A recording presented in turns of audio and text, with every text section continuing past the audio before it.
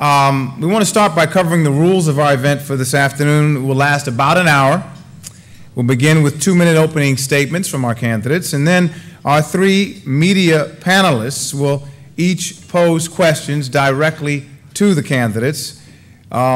These questions are determined by the panelists themselves. It's interesting, since somehow word got out that I was going to be moderating this, I've been getting emails from people, why don't you ask about this? My dog gets out and the police don't enforce. And I'm thinking, I'm not asking the questions, folks.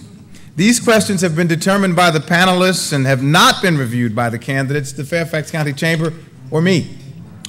The candidates will have alternating opportunities to answer each question to ensure that everybody has equal time. And the candidate answering the first will have 1 minute and 30 seconds to respond to the question. The candidate answering second will have the same 1:30, and then the candidate answering first will then have a 30-second rebuttal.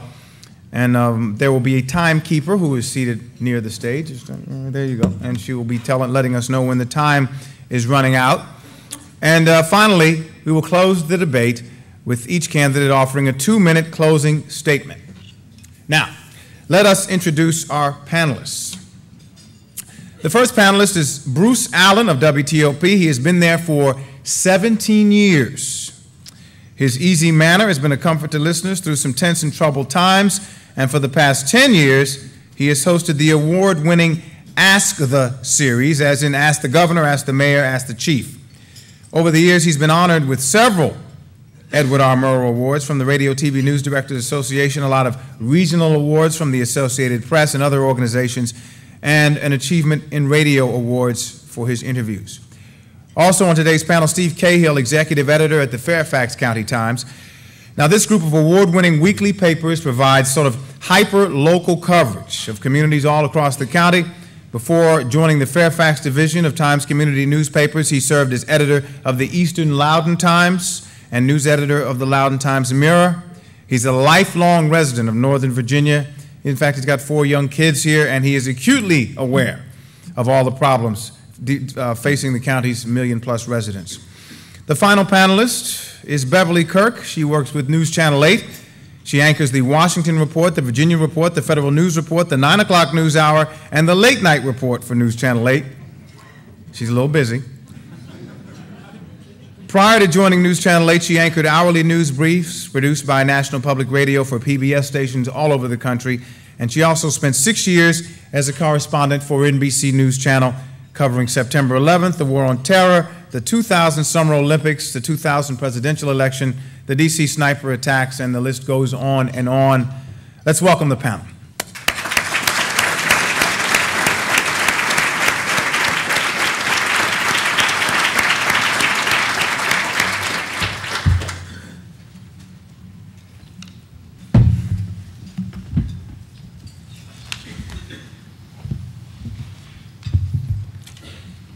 Now, the 2 men on the hot seat, or standing, as it were. First, the Republican is Gerry Baise. And before I get this, we have long introductions that you can read a lot of them in the program we've got here. I'm going to shorten them down a little bit so we can get to the questions. But the Republican Gerry Baise is number 1. He currently serves as counsel to the litigation practice group of Kilpatrick Stockton LLP. He has been a pillar of the Fairfax community, serving in numerous community service positions and appointments since he arrived in the county, and that was 1969. He's nearly 4 decades of experience in government and private practice. He's represented agricultural operations, port authorities, housing and commercial developments, and many, many others. His campaign is focusing on change in terms of Fairfax County's leadership on congestion, property taxes, and transparency in spending. He also believes there need to be stricter enforcement of laws regarding development and housing. Mr. Baise.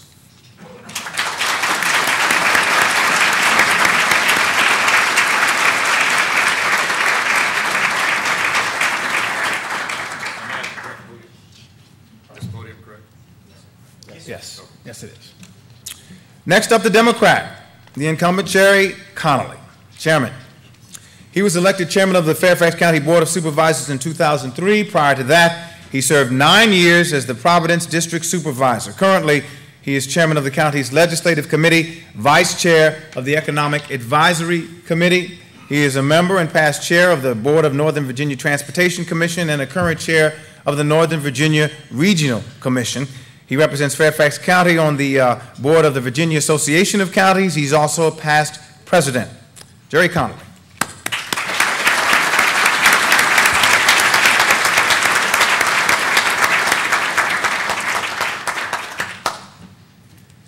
The order in which the candidates will speak was determined by a coin toss earlier today.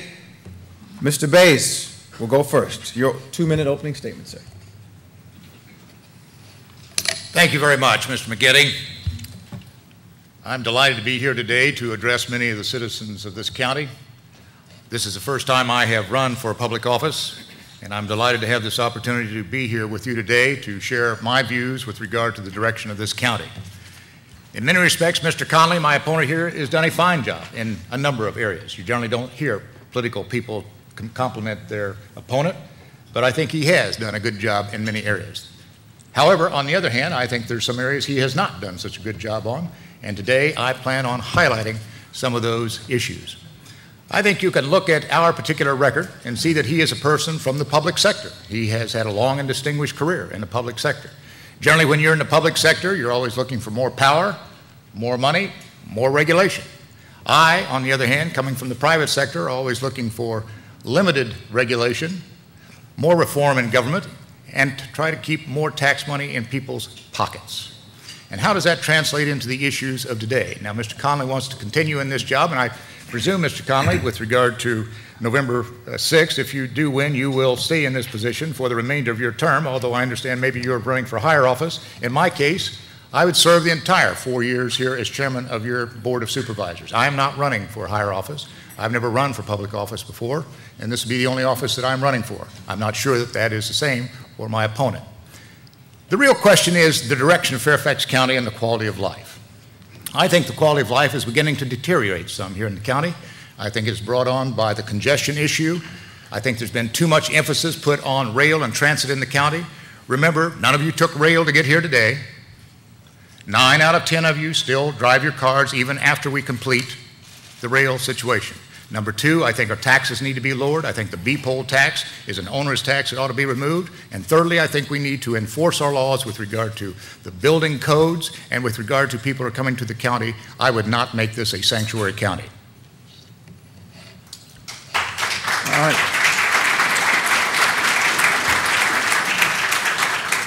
Chairman Connolly, you have your 2 minutes. Thank you. It's been a great privilege to be the chairman of this county for the last 4 years and serving on the board for almost 13. I set an aggressive agenda for the Board of Supervisors when I became chairman. I laid out a 6-point agenda, and we've made enormous progress in every one of those. Let's take gangs. Gangs were a problem when I became chairman. We've seen a 32% decline in gang-related crime in the last 4 years and a 50% cut in the number of kids identifying themselves as gang members because of our anti-gang initiative. We've preserved over 1,500 affordable homes that otherwise would have been lost in this time period, addressing an affordable housing crisis we faced when we came into office 4 years ago. In terms of education, we achieved the highest SAT scores in our school's history last year. In terms of taxes, we've reduced the tax rate from $1.23 to 89 cents. That 34 cents is the largest tax rate reduction in history. We're now at the lowest tax rate in history. That's translated into actually this year a decrease in taxes for the average homeowner. And next year we're projecting as much as a $200 decrease for the average homeowner in terms of the taxes they pay to the county. We also abolished the hated auto decal fee on my motion so that people don't have to scrape that green sticker on their car every year and pay a fee for it as well. In terms of transportation, I laid out a 4-year transportation plan, getting things done. I'm the first chairman in 15 years to put a transportation bond referendum on the ballot, and we're putting a second one on the ballot this November. This board, on a bipartisan basis, will have pumped $600 million in new obligations to transportation for what is a state responsibility. And finally, on the environment, I laid out a 20-year environmental plan for this county, and we've aggressively been implementing that plan, and that's maybe why the 3 environmental groups that endorse in elections all endorsed me this morning at a press conference. I'm proud of my record, and I'm running on it. Thank you. Thank you, Chairman. All right, the first question will come from Bruce Allen. It goes first to Mr. Baise and then to Chairman Connolly. Gentlemen, good afternoon. A general question to start for both of you. The vision of how Tyson's Corner will evolve has changed a bit over the past few years, most recently with the prospect of an elevated metro line. What is your vision for Tyson's Corner moving forward now, both as commercial and livable space, and how would you have liked to see it evolve differently than it apparently will? When you look at Tyson's Corner, it clearly needs to have more and greater density. I have no problem with that. I do have a problem with regard to how the rail plan is being put forward. I think when you look at this rail plan, ladies and gentlemen, Mr. Connolly stood here 4 years ago and said by 2008 he hoped to have that rail in Tyson's. Let's look at this. $5 billion we're talking about in cost for this particular operation. Look at the contract. We do not have competitive bidding in this contract. Secretary Coleman wrote a letter to Mr. Connolly on June 14th saying, this is an abomination. We have to change this. We've got to get these costs down. We have a contract that is secret in terms of its final fixed price. We have a contract that is scheduled to be secret in terms of how long it will take to do it. The escalation clause in this contract is secret. But most of all, think about this, ladies and gentlemen. $5 billion, most all of it tax dollars. At the end of this contract, only one entity gets to look at the papers. That's the Metropolitan Washington Airports Authority. And at the end of the contract, and there's no limit on cost overruns, no limit, these documents can be destroyed. Mr. Connolly, that's not leadership. That's not abdication of leadership on your part. That is lunacy for the people of Fairfax County. We cannot put them in that particular position of funding something that has no limits on the cost. Generally, rail projects cost 3 to 5 times what they're originally located and assessed for. This has got to be changed. Chairman Connolly. Thank you. You know, I don't know where to begin with that answer. Tyson's Corner, first of all, the question was about Tyson's and the economic importance of Tyson's. Tyson's is the single most important economic center in Northern Virginia. In Fairfax County, it's our largest single tax generator. It would be the 15th largest commercial office and retail center in the United States. This corridor in which Tyson's is located, going through the airport, including Reston and Herndon, is the single most important economic, employment, and investment corridor in all of Northern Virginia and the second most important in all of metropolitan Washington. The notion that it's not tied to the metro system is, talk about lunacy, Mr. Baise. That's lunacy. And leadership is about trying to get rail here. And we're working on that right now. I'd love to see it be a tunnel. I wouldn't have done it the way the state did it. This was a state project. But it was originally bid competitively. And the notion that the contract is secret, actually you can go on the web and read the contract. And actually, in the technical assessment of the contract, the federal government actually noted that most of the risk had now been shifted to the contractor from the public sector by the airports in negotiating that contract. All of us might have done it differently, but ladies and gentlemen, we have to have rail in the Dulles Corridor. It is critical for our future, and not getting it would be catastrophic for this region, for our economy, and for Tyson's in particular. Your rebuttal.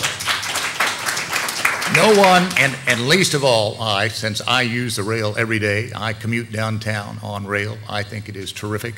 But the fact is, we're talking about priorities here. We're talking about how to deal with congestion. We need to do the rail.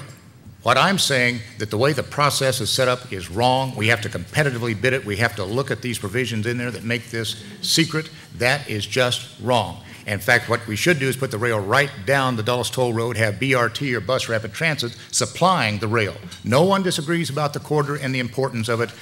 That I certainly do not. But you have to do it correctly and not give an open-ended checkbook to the taxpayers of this county, Mr. Connolly.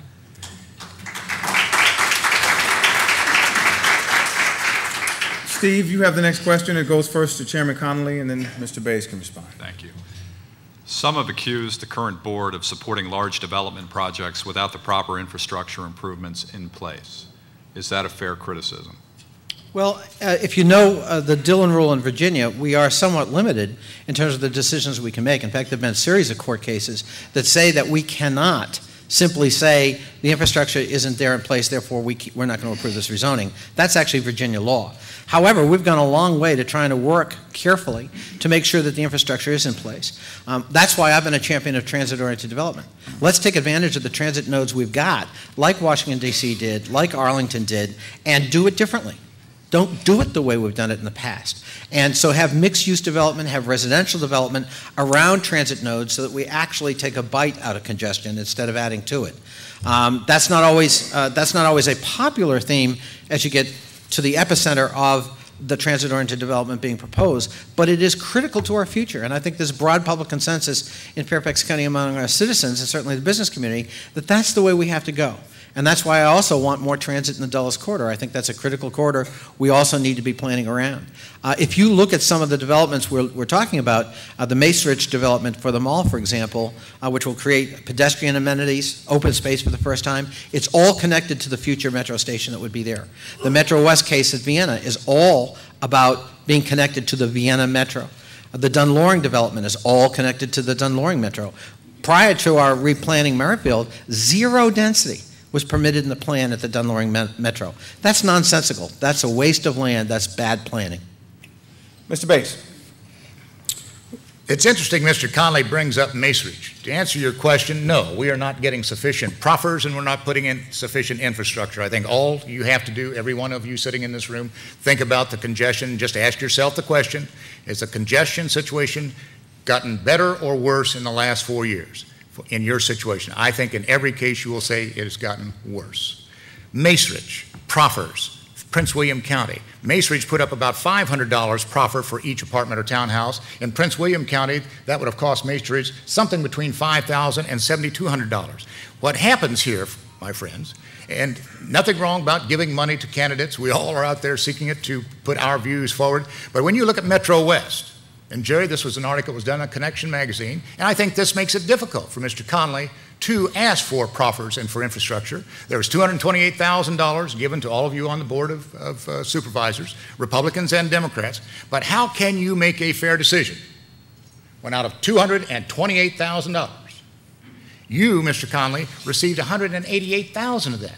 If it's not a conflict of interest, it is certainly an appearance of conflict of interest. That's why we're not getting sufficient proffers and infrastructure in place. Now, all of you know, probably have read in the Washington Post, I will not take contributions from developers. It's not because I haven't represented developers across this country. I have. I've represented some of the biggest developers in this country, the New York State Highway Department. But the fact is, you can't take money and make fair decisions when it comes to infrastructure and proffers. Jim McCollum.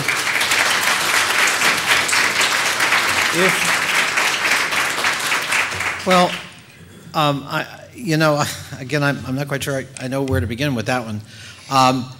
In terms of the role of developers in Fairfax County, we have the highest disclosure of any jurisdiction in Virginia. We, in fact, have the most transparent relationship that anyone has in Virginia. We have an affidavit system where both any potential contributor as well as the member of the board must disclose. No other jurisdiction in Virginia is required to do that. But I think that my opponent's comments cloud his opposition, apparently, to transit-oriented development, which I thought was behind the question. Beverly, it's your turn. We'll go first to Mr. Baise. All right. Thank you, Derek. Changing the topic a bit, I want to ask you about the issue of illegal immigration. Prince William County Board Chair Corey Stewart says Fairfax risks becoming a, quote, sanctuary if it doesn't take a more hard line on the immigration issue. What should Fairfax County do to address the issue of illegal immigration? This is, I think, one of the most difficult, emotional, sensitive issues we have faced in this country in a long time. We have a question, I think, of supply and demand. It's just like heroin. There are jobs here, and people are going to come here any way they can get here. We are the Mecca of the world. But we also are a nation of laws. I'm an attorney. I'm an officer of the court. I am sworn to uphold the law, and Mr. Connolly, in his role, is sworn to uphold not just some of the laws, but all the laws. With regard to what I would call not illegal immigrant situation, because immigrant implies that you are here under some proper circumstance. What we have, and we all know it, the federal government, as Mr. Connolly points out, is certainly not doing its job, but he says it's their fault, it's their problem. I say it's all of our problems. It is the federal, state, and local. Because what it manifests itself into is too many people living in housing, causing safety problems, causing a drain on a number of our sources of income, be it at school, be it our hospitals, what have you. I think, as I have said, we need to pull together a task force, look at these issues. He's put together a strike force to deal with one of the symptoms, but the problem is much bigger than that. We cannot have Mr. Connolly saying he will not work with Mr. Stewart. We have to work as all counties together, work with the state, and try to resolve this problem in a humane way because we need those workers. Thank you. Folks, if we could hold the applause so that the people can respond, and we won't use up the time with that because our time is limited and we want to make sure as many questions get answered as possible. Thank you so much. Go ahead, Chairman. Thank you. With respect to illegal immigration, Fairfax County is focused on results and illegal behavior. The status question has to be a federal responsibility. There are 12 million people in this country who are here illegally, and that represents a signal failure by the federal government to do its job. You cannot ask local government to somehow step in and substitute for the federal government.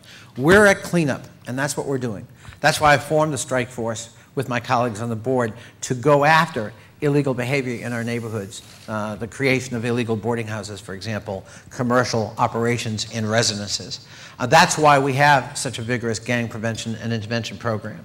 That's why we work with the sheriff in making sure that actually people who are incarcerated, who are illegal, in fact, are detained, and we have a relationship with ICE, the Immigration Service, to hand them over. But what we're not doing in Fairfax County is political posturing for demagogic reasons for some cheap opportunity and an election this November. We value our immigrant community, and it is not something we want to do spreading fear and intimidation and anxiety. We're a welcoming and tolerant community, and we expect people to behave legally, but we're not going to engage in the kind of rhetoric that we've had, frankly, and sadly in the past here in Virginia. That's a past era, and it's not something that, frankly, represents Fairfax County or its values. Mr. Baise, your response. Note that he did not tell you what we were going to do with these people. What is the answer when you pick up someone and it's determined that they are here illegally? You have to enforce the law. You have to remove these people from the community, and you have to work with the state and federal government with regard to that fact. You cannot just say you're going to target illegal behavior. You must follow through on it and make sure that our communities are safe, that we do not have boarding houses overrun with people, and make sure that the public health is safe, and that we look at how much this is costing us. Bruce, it's your turn again. I'd like to follow up on immigration, actually, and ask specifically of both candidates, should Fairfax County demand that businesses check the legal status of all employees, require county police officers to ask about immigration status of crime suspects, people they stop making a traffic stop, deny services when they're illegal, and should children born legally in the United States to parents here illegally be denied services as well, including education? Chairman Connolly. Well, with respect to education, the Supreme Court has already ruled that we cannot do that. We are not allowed to ask children about their status or even that of their parents. If they show up at the school door, we must educate them. That's a ruling of the United States Supreme Court. And I'm sure my opponent, as an officer of the law, would want to uphold that law. With respect to other services, we already have to check on the status. You can't receive Medicaid. You can't receive food stamps. You can't receive most of our housing assistance in this county without proving legal residence. Otherwise, you're disqualified. As I indicated earlier, the sheriff in the jail already does check on the status of those who are incarcerated and alerts the Immigration Service to their being there, and the Immigration Service picks up a number of them. The fact of the matter is, however, if you're guilty of a traffic infraction and you are illegal, you're here illegally, ICE is not going to come pick you up. Our police can detain you, but then what do we do? Because the Immigration Service is swamped, and they've already indicated to local governments that they have a limited capacity, and so it's got to be a heinous crime, it's got to be suspected terrorism, it's got to be something of note. And so that's the dilemma we face in local government, the collapse of federal resources and capacity to address this problem. So that's why in Fairfax, we're focused on what we can do something about. We can't solve the illegal immigration problem. We can, however, address illegal behavior, and that's what we're doing, and that's what we're focused on. Just a second, Chairman, he did ask also about employment. What about that question? Checking employment. Yeah. It is already the responsibility of employers to check on employment. And that's a federal regulation and requirement. And yeah, employers should be required to check on the legal status of anyone they employ. And I agree that the employers must be that first line of defense. But again, we're talking about leadership here. Mr. Connolly is ducking leadership, saying, yes, it's the federal government's problem. What you have to do when you're at the end of the pipeline, the way we are in this county, you have got to really work with all of the elected officials who are out here at the state level, and you've got to work with Frank Wolf and Tom Davis and really push the fact that we are suffering for the inaction of the federal government. We need resources. Now, we get about $265 million a year from the federal government. This year, I think they're cutting it back for a few $1 million. But the fact is, if we're going to deal with this, we're going to have more funds to deal with the illegal immigration issue.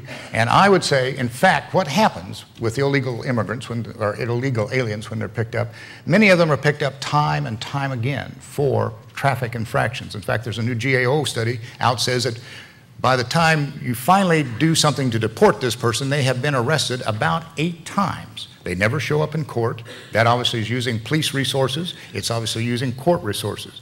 What we have to do is work out a system and work with our legal immigrant community on how to best solve this problem. This is not going away. As I said at the beginning, this is a law of supply and demand issue. We are going to have those people here. The fact is, how do we make them legal? I come from an agricultural background. I know lots of people in agriculture that have to have these people. We need a federal government that lets these people in legally through something like the old Bracero program. We have 1 million people wanting to get into this country with high-level education. We need more immigrants, not less, but they need to be legal, not illegal. Chairman Connolly, your response. I would just note we don't need a Bracero program here in Fairfax County. We don't have big agricultural needs for agricultural workers. I don't think pointing out that something is a federal responsibility by law and by Constitution is ducking an issue. At the local level, we're left to have to deal with the consequences of the failure of the federal government to live up to its responsibilities. And we are doing that. But again, we're not going to do it in a way that frankly capitalizes on and exploits fear and anxiety in all of our immigrant communities. That's not who we are, and that's not what we want to be. Steve? Thanks, Derek. We're in a real dogfight with Loudoun, Montgomery, Prince William, and other counties in terms of keeping our teachers, firefighters, police officers, and other public servants. How do you propose keeping Fairfax competitive with its neighbors on those fronts? Mr. Baise. We have to look at how we are spending our money and how we set our priorities. In fact, it's just been brought out that during the last 4 years, Mr. Connolly and the board have spent almost $1.2 billion more than would have been required by increase in population and inflation. And in fact, Mr. Connolly, the budget numbers are in the Washington Examiner today, point out that you have spent, you and your colleagues, $400 million more than was in the adopted budget. There is plenty of money. In this county, we have almost a $6 billion budget. We have $800 and some odd million coming from the state. Not nearly enough, and I would agree with him on that point. 265 to 299 million coming from the feds. We have to look at what we are paying our firefighters and our policemen and even our teachers. The fact is there is lots of money, and the question is leadership and how you determine what the priorities are. My view as a private citizen and running for this office is that we have no priorities in Fairfax County. We spend money on everything, including there was a proposal to put in a $35,000 animal control center in case we have a Katrina-like disaster here in this area. I think that's indicative of not spending our money wisely and properly. So I think we are in this dogfight with the counties. It would be one of my priorities to put together a blue ribbon committee of outstanding former people from OMB and public administrators and see how we do rearrange our priority, provide the money so that we pay more and more for our police and firemen and our teachers. Chairman Connolly. It's really interesting to hear some of those comments. We're talking about Fairfax County that was selected as the best managed county in the United States. We maintain a AAA bond rating. We have what is considered the finest fire department in the United States. We have an internationally recognized urban search and rescue team. We have a police department that's second to none, that has the resources it needs, and we're going to continue to pump resources into that. In this time period, we've opened up a new police station in Sully. We suffered a tragedy, the first tragedy in the history of our police force, in which officers were gunned down in the line of duty. We're proud of the police. Our teachers are performing second to none. We have one of the finest school systems in the United States. That's because we've invested in police, fire, and teachers, and we need to continue to do that. I'm proud of the investments we've made because they've paid off for citizens in Fairfax County. We have the lowest crime rate in the United States. We have one of the highest performing school systems in the United States. And as I said, we have an internationally recognized capacity in our fire and rescue department. I'm also proud of the fact that each one of those groups, cited by my opponent, has chosen to endorse my candidacy for re-election, not my opponent's. And I think there's a reason for that. They recognize the partnership, they recognize leadership, and they recognize the value of the investments we've made, and they're paying off for citizens every day. Mr. Baise, response. Mr. Connolly makes a very good point that we have very high SAT scores, and we have a high number of people going off to college. I think it's in your brochure, Mr. Connolly, 94% go off to college. Those are marvelous numbers. But as Paul Harvey would say, let's look at the rest of the story. In 2000, we were graduating 97% of our students here in Fairfax County. Do you know what the rate is today? That's still above the national level. We are graduating 80%. We're losing 25% of our high school students from the 9th to the 12th grade. Does that tell you that something is wrong with the system? Mr. Baise, thank you. Time is up. Sorry. Beverly? Thank you, Derek. Mr. Connolly, I want to ask you about something you were asked about on the September 4th edition of News Talk with Bruce DuPoit. Bruce asked you about serving your term, and you responded to him by saying making a pledge to serve a full term would be phony and that you weren't going to make what you termed vapid promises.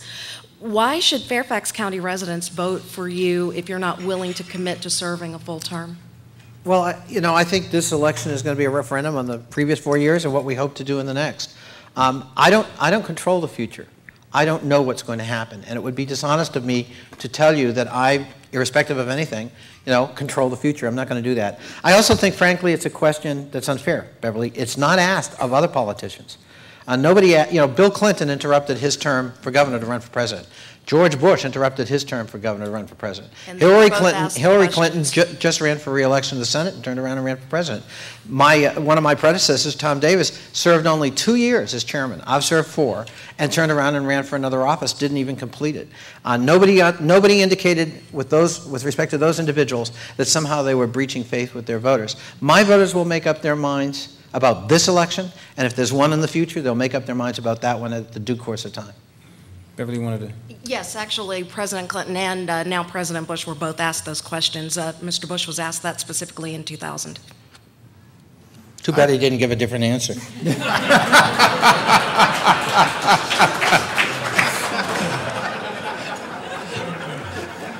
I think the answer to that minute and a half was no, he is not going to serve. And Mr. Connolly, I would hope after November 6th, you'll have plenty of time to run for Congress because I will be the new chairman of this county and you'll have plenty of time. All right. In fact, I would be proud to see Mr. Connolly run for Congress. I think with his public service record, he would be a very good candidate to run for Congress. But I think he still should make the commitment. If he is running for this office, will he serve you for a full 4 years? Yes or no? He asked you a question. I'm waiting to see whether I have the time. Yeah. As I said, I'm running for re-election based on my record. My voters will make up their minds about this record and about my future, and my future is going to be in their hands, not here at this podium. All right. Alan? Mr. Allen? Following up on the education issue, Fairfax County is unquestionably one of the best school systems in the country. but in addition to all of its other distinctions, it has earned the designation as not making adequate yearly progress under the No Child Left Behind law. So even with its high SAT scores and high rates of graduation, a school system considered one of the best in the country could have its reputation tarnished by this new designation. Certainly Fairfax County Schools not alone in failing to meet these new academic goals, but some districts did succeed. The question goes to Mr. Baise. How would you suggest to your school superintendent, Mr. Baise, that he handle this? How do you what? I didn't hear your last two words. How would you suggest that he handle this? I think you have to look at the record, and you're absolutely correct. We are falling among the 132 systems here in the state. For those of you who don't follow this issue, we have slipped several spots in our 3rd grade and 8th grade scores, both in reading and in math. What you have to do, it seems to me, is examine this question very carefully to see what impact is caused by people who are coming into the classrooms who are not English proficient. We're going to have to deal with that because I have a sister-in-law who was telling me just last night in Chicago that she is having to spend an enormous amount of time with children in the classroom who do not speak English, therefore shorting the time that she has available for people who do speak the language. We have to, I think, create either a special needs, and I assume that the county school board is doing this, how to get those children up to speed on English much faster than is occurring at this point. That, it seems to me, is one of the reasons we're being dragged down in terms of the scores throughout the state and throughout the nation. And I think we're not the only county that's experiencing this. This is a very complicated issue. How do we get these kids into the mainstream of our system faster than we are, because it's going to drag down our scores if we don't. Chairman Connolly. I think No Child Left Behind is a great example of another good intention gone awry in terms of the rigidity of its application, all too typical of unfunded mandates from the federal government. It takes no cognizance of the fact that there are diverse school systems like ours, where you may get lots of kids who enter in year X who are not proficient in English. And if you just give us a little bit of time, what our system proves is that by year Y, they're competing with everybody else. They're doing just fine. But the system's too rigid to take that into account. And a very small subgroup in a school can actually tilt the school to failing, even though the overwhelming majority of students in that school are doing fine. If you look at other indices, I think this is borne out. Our SAT scores are among the highest in the country. There was a story just in the Washington Post today about our AP scores. More and more of our minority kids are taking AP, and more of them are scoring higher than national average and state average. So if you look at all the other indices, we're a very successful, high-performing school system. The No Child Left Behind system is so rigid, it actually penalizes schools for their diversity. And I think that has to be addressed in the reauthorization in the federal Congress. I'm not sure whether Mr. Connolly is for or against No Child Left Behind. Let it be very clear. I am for it. I am for setting high standards. I am for giving teachers bonuses. There is a program in Arkansas that is being used, and I think Mayor Bloomberg is talking about it in New York City as well.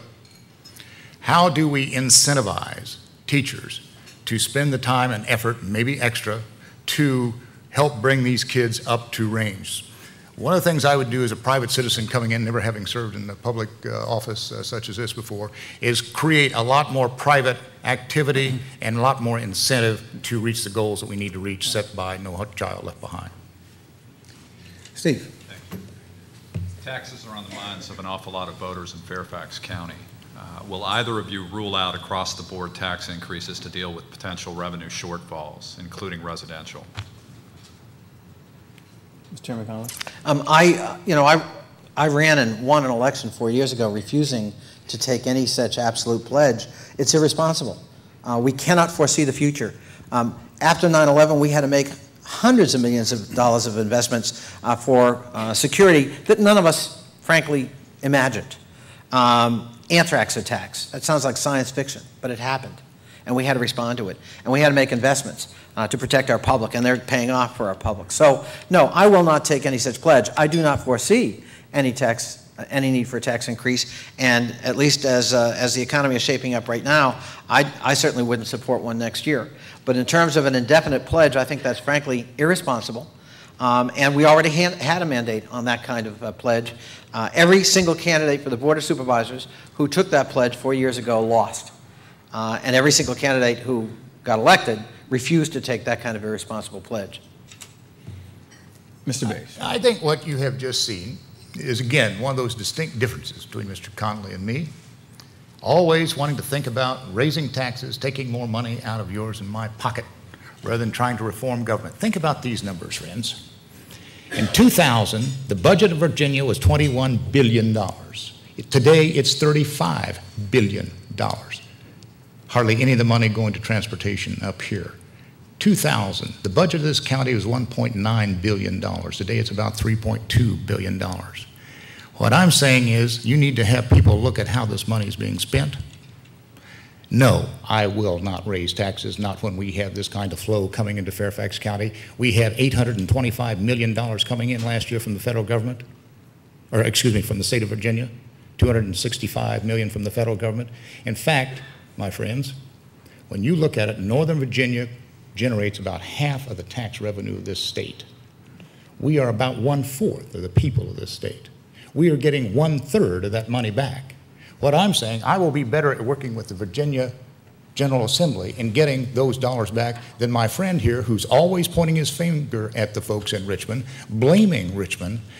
This county is awash in money. Look at the assessments that have gone up every year. He talks about cutting the tax rate. You look at that budget since 2000, it's gone up anywhere from $186 million a year to $124 or $25 million, an increase of 6 and 7% a year. This year, of course, it's down to 2%. Right. We have plenty of money. Chairman Connolly, get a response. Well, I make no apologies for championing the cause of my citizens, both in Richmond and on the Hill. I want to make sure we get our fair share of the money we send to Richmond, and I make no apologies for being an advocate for that. And we've been effective. We've actually gotten more money for Fairfax County. We've gotten new sources of revenue that we've been able to use to substitute for property tax revenue so we can provide relief to our citizens. That's the course we want to continue on. But, you know, if you're the chairman of Fairfax County, you've got to be the chief advocate and chief marketer for this county in both of those legislative bodies. Beverly? Thank you. Do I get to respond to that just a second? No, not really. Then I'll figure out the next question and respond to it. You know, it's tough to cut off a lawyer, Derek. My God. Only judges get to do that. Well, Mr. Baise, my Yes. question for you is directed to you. You mentioned in your opening statement that this is the first time that you are running for public office, and with all of the issues facing Fairfax County today, why should voters trust a newcomer to deal with them? I think that's a very good question. And a number of people have asked me that. Why am I doing this at age 66? I've had a pretty successful career. I've looked at the direction the way Fairfax County is going. I think it's time for a change. I think there is not sufficient leadership. And in fact, Mr. Connolly talks about leadership going down to Richmond. We have 4 to 5 lobbyists from Fairfax County. That would be one of the first things I would cut. A leader goes down there along with the elected supervisors and helps bring this money back. You're the most credible people. That's what I would do, just as I do in my court cases, and I try cases in U.S. district courts and arguably in the United States Courts of Appeals all across this country. I will focus my time and attention on the needs of the citizens of Fairfax County. I will not be running for another office because I have no interest in serving beyond what is this office. That's unlike Mr. Connolly. So people should support me because of my experience, my background. I started out in the federal government in 1969. I rose in 5 years from a trial attorney in the Justice Department to acting Deputy Attorney General of the United States. After that, I went into private practice and practiced law all across this country. In the last few years, I've served as chairman of the State Air Pollution Control Board of Virginia, vice chairman of the State Water Board, and on the Waste Board. My career covers private sector, public sector. I think I am well prepared to bring judgments and leadership to this county, and I would ask for your support. Chairman Connolly. Well, you know, there's no room for on-the-job training when you're the chairman of the largest jurisdiction in Virginia and the largest jurisdiction in metropolitan Washington. We're bigger than 7 states. This is a big and complex enterprise. And you just heard, an interesting suggestion. Let's actually get rid of our lobbying team down in Richmond. Well, that lobbying team has brought home hundreds of millions of dollars for the citizens of Fairfax County and has protected us from predatory legislation that frankly would have done enormous harm to the interest of the citizens of this community. Those so-called lobbyists are professional staff members who return to their jobs after the legislative session in our Department of Transportation, in our Department of Human Services. They're not full-time lobbyists otherwise, with one exception. They do an outstanding job for the citizens of Fairfax County. I chair the legislative committee for Fairfax County. I also chair the legislative committees for a lot of regional bodies. I probably go down to Richmond 12 or 15 times a year during the General Assembly, working with our colleagues, many of whom are here today, on both sides of the aisle, on behalf of the citizens of Fairfax County. We've got a pretty good track record. A few years ago, I worked with this body, the Chamber of Commerce, and we got an overwhelming vote in the hotel tax, for example, that has now given us some money to support a visitor and tourist bureau here in Fairfax County for the first time, and we used the rest of it for tax rate relief for our homeowners. I think that was a signal victory. It was a bipartisan effort. We worked across both sides of the aisle, and it was because of hands-on leadership by the chairman working with the Chamber of Commerce. Mr. Baise. Another example, I think, of the difference in leadership from someone from the public sector and someone from the private sector. I wonder what those of you who are state delegates and state senators just thought of that answer. I thought it was great. I did not. I thought lawyers always knew the answer to the question. No, we always know the question to ask. Maybe they should. All right, you're using up all your time there. All right. All right, Bruce, you get the next one. Okay, and this goes to Chairman Connolly. The entire Washington area, not just Fairfax County, but the whole area's preparations for a major disaster were judged last year by the Department of Homeland Security to be not sufficient. Since then, the district and the surrounding suburban governments, including Fairfax County, have worked to come up with plans for mass evacuations, providing shelters, evacuating people who don't have cars. If the time comes that this plan is ever actually needed, it would certainly be a time of maximum panic and confusion. As I understand it, Fairfax County has not and doesn't intend to make its plan public. Why keep it secret? Should it be public knowledge? If not, why not? And overall, how has the county improved its ability to deal with Homeland Security issues? And I would just also ask, if Mr. Baise is going to be critical, how would he pay for what he would want to do? Thanks, Bruce. No, we're not going to have a secret plan. There is no such thing as a secret plan. You don't always want to necessarily signal too far in advance to bad guys what your plans are, and I think that got a little garbled in the translation. We've made enormous progress since 9/11. This region is always going to be a major target, and this is a very serious responsibility. I now chair the Emergency Planning Council for Metropolitan Washington, and for all of the region. We just adopted last year a strategic plan that was publicly praised by the General Accounting Office and by the United States Senate. We have made enormous progress on the interoperability of communications, meaning we can talk to each other in ways that we couldn't do either at the Air Florida tragedy back in 1982 or in 9/11 in some places, in some cases.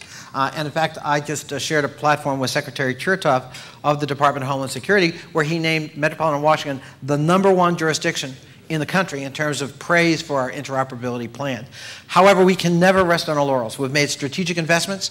We've pumped money into resources and training and personnel. We've tested the system multiple times, but we can never take anything for granted. And that's the lesson, I'm afraid, of the tragedy of 9/11. This region has been tested. 9/11, sniper attacks, anthrax attacks, Hurricane Isabel, on and on. So unfortunately, we've had a lot of real-life testing. And we've responded better every time. Right. This is obviously a very difficult issue that the chairman and others are dealing with. There is an argument that you want to keep certain aspects of the plan secret, and I would have no problem with that.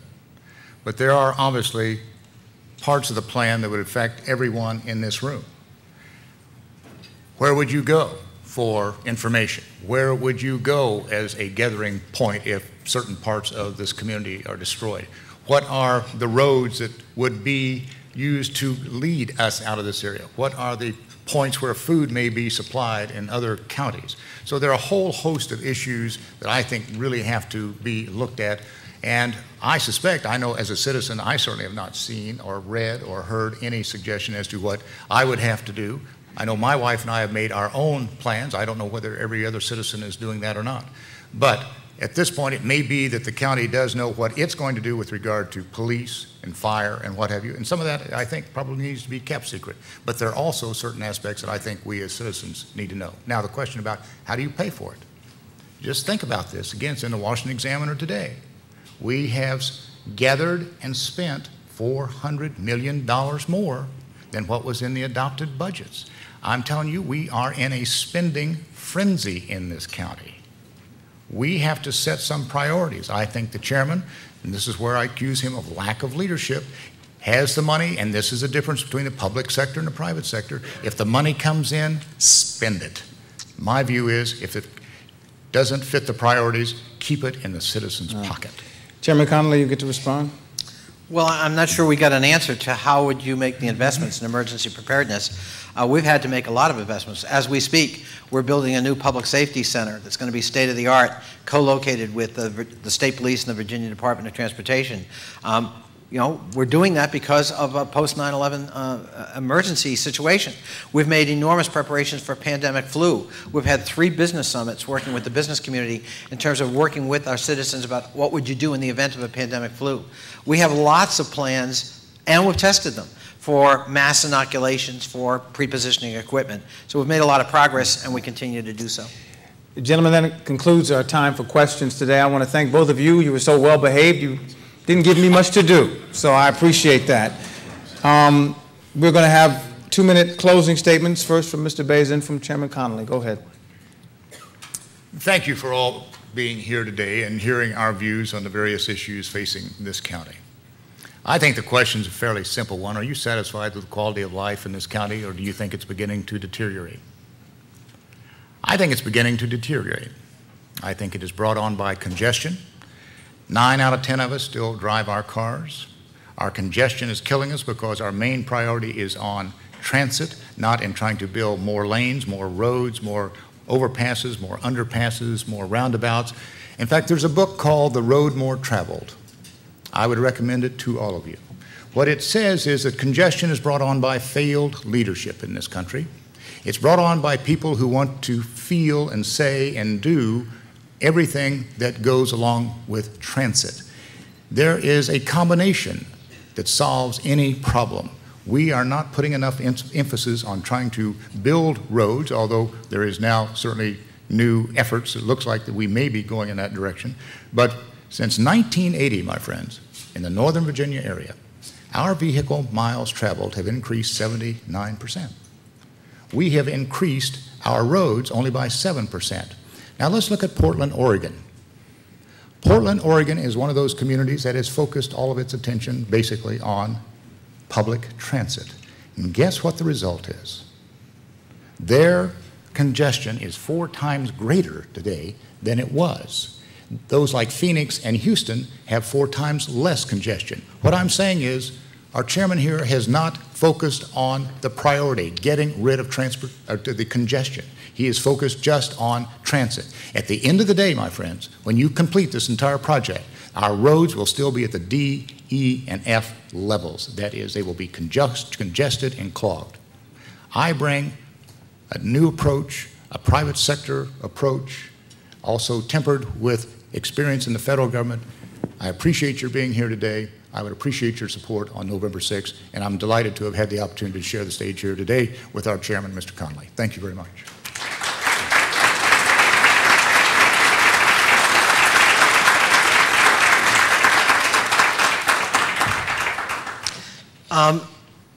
You know, it's been, as I said, it's been a privilege to be the chairman of this county. It's an extraordinary place. And we've actually built a quality of life that's the envy of the United States. We have the highest median household income in the United States. We have one of the top performing school systems in the United States. We have one of the top 10 library systems, one of the top 10 park systems. We have the lowest crime rate. We have a AAA bond rating, and we were selected as the best managed county in the United States. We have a lot of accolades, and we continue to win them. So many that they don't even get reported in the media. They just get bored reporting all these accolades. But I do think there is a fundamental disagreement between my opponent and myself. He would have you believe, as he must in a campaign, things are going to hell in a handbasket. Nothing could be further from the truth. Fairfax County is a very successful place. It doesn't mean we don't have problems.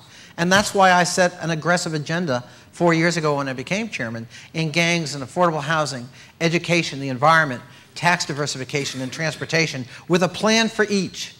I'm proud of the fact that I've put together bipartisan coalitions and broad citizen coalitions and business coalitions in support of that agenda to make this an even better place.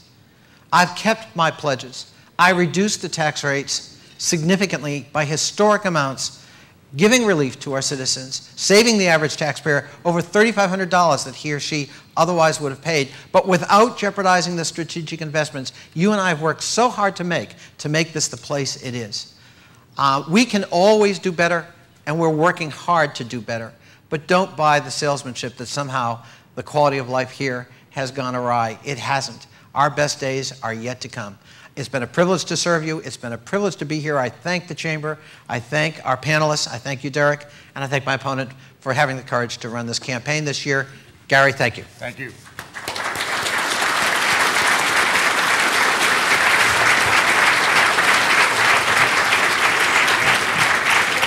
Chairman Connolly, Gerry, Baise, thank you so much for joining us. Let's thank our questioners, our panel members too, Beverly and Steve and Bruce, for taking the time to make this happen. Thanks, Derek. That was great seeing you perfect. again. It I was watched great your seeing you TV. too. Well, thank you. Be Bruce, good. you guys did a great job. Thank you. You didn't give me a lot. Like I said, you didn't give me much to do. I just like,